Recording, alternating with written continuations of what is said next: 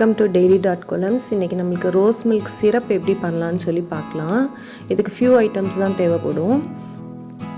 ஒரு பாத்திரத்தில் 2 cups water add பண்ணிக்கோங்க. வாட்டர் நம்மளுக்கு லைட்டாக சூடானா போதும். ரொம்ப ஈஸி பண்ணுறதுக்கு. இப்போ இது மாதிரி லைட்டாக ஹீட் ஆனதுக்கப்புறமா 4 கப்ஸ் இதில் நம்ம சுகர் ஆட் பண்ண போகிறோம். ஸோ 2:4 ரேஷியோவில் நம்ம இதை ஆட் பண்ணுறோம். 2 கப்ஸ் வாட்டர்னா 4 கப்ஸ் சுகர்.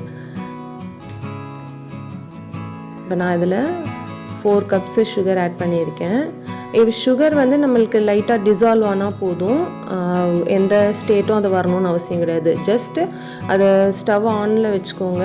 இந்த தண்ணியில் சுகர் கம்ப்ளீட்டாக டிசால்வ் ஆகணும். டிசால்வ் ஆனதுக்கப்புறமா நம்ம கேஸை ஸ்விட்ச் ஆஃப் பண்ணிடலாம்.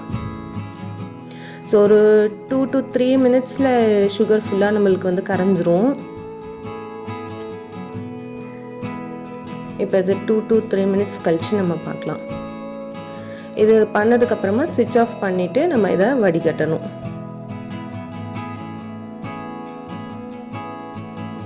ஸோ நம்மளுக்கு ஓரளவு கரைஞ்சிருச்சு.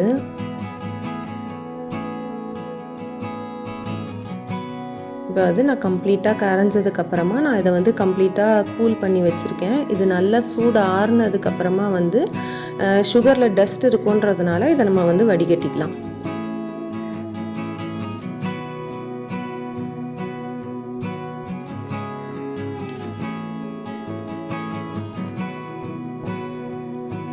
இது வடிகட்டிட்டு இதில் நான் ஜஸ்ட் நம்ம ஒரு 2 இன்க்ரீடியன்ட்ஸ் தான் இதில் ஆட் பண்ண போகிறோம். ஆல்ரெடி இதில் சுகர் இருக்குது.